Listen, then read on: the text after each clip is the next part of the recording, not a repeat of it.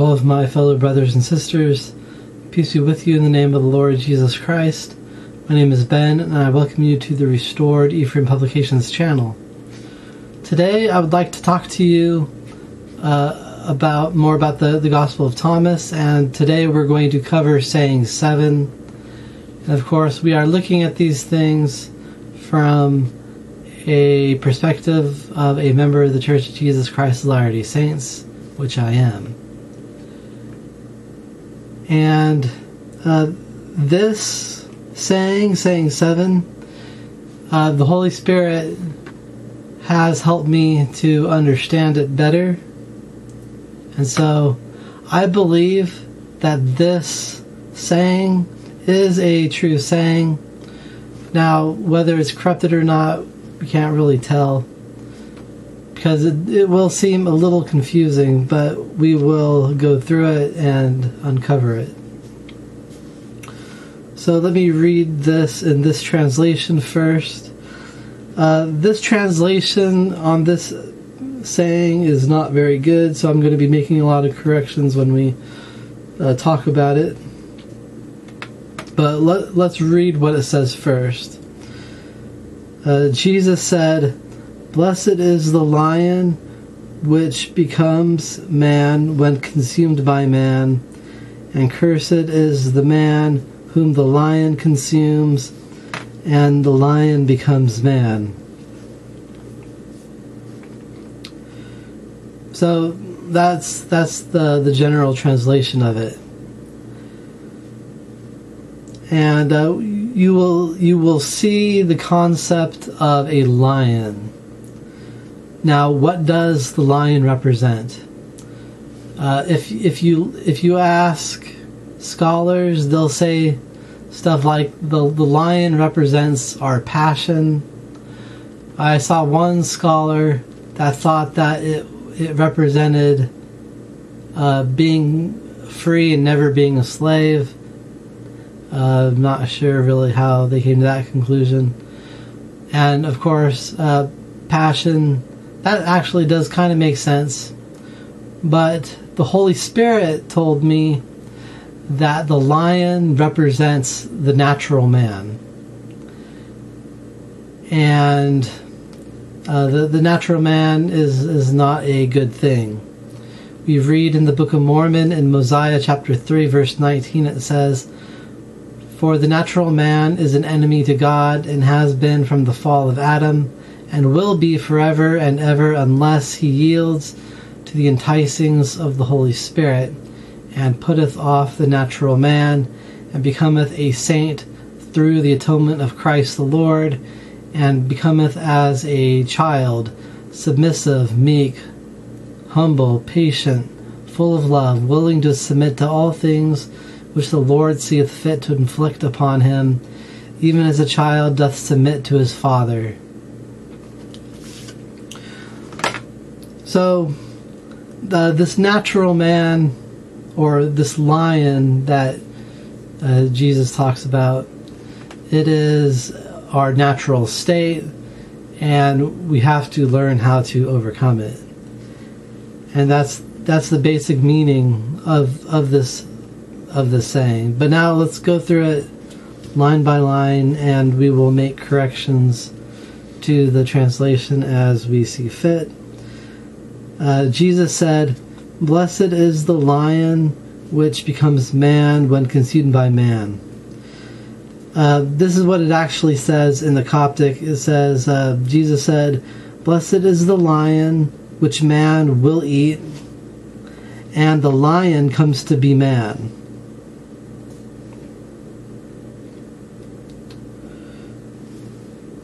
So here we see that blessed is the lion which man will eat, and the lion comes to be man. And so all of us on this earth, we all are born with the natural man. It is our animalistic nature.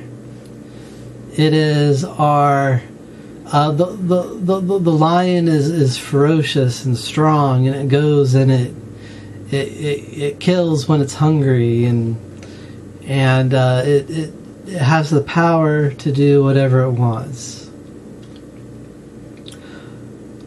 Now, when we're in that natural state, we are an enemy to God. Now, it says that blessed is the man, or blessed is the lion which man will eat. And what this refers to is that we have to take our natural man and learn to subdue it. The act of eating symbolizes making something part of ourself, and so this would seem a little confusing in the text, but we have to understand that we have to learn how to integrate the lion or the natural man into ourselves and have control over it, because it's a part of us. And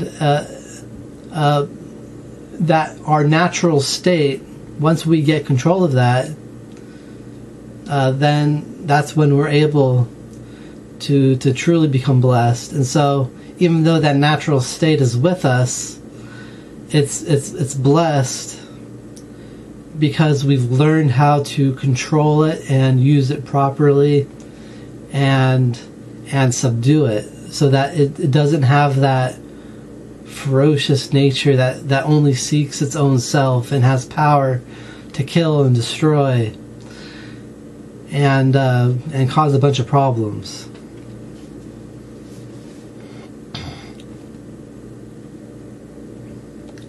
The next part of the verse says, "And cursed is the man whom the lion consumes, and the lion becomes man." And so this line is pretty good in translation, although to be equal we should translate where it says, "And the lion becomes man," or it should be equal with the previous, because it's the same word in the Coptic. And so we should read it as, "And the lion comes to be man." So here, even though this line sounds very similar to the previous line, it says, "And cursed is the man whom the lion consumes, and the lion comes to be man."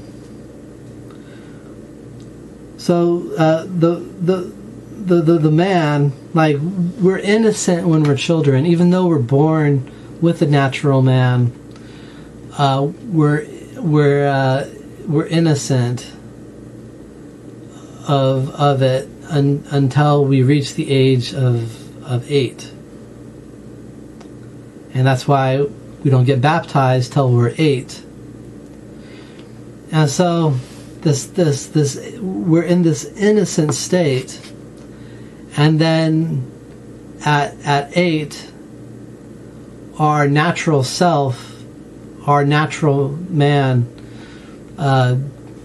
begins to take over, and it compels us to do wrong things. Which things, if we're not careful, can lead to complete disaster and self-destruction.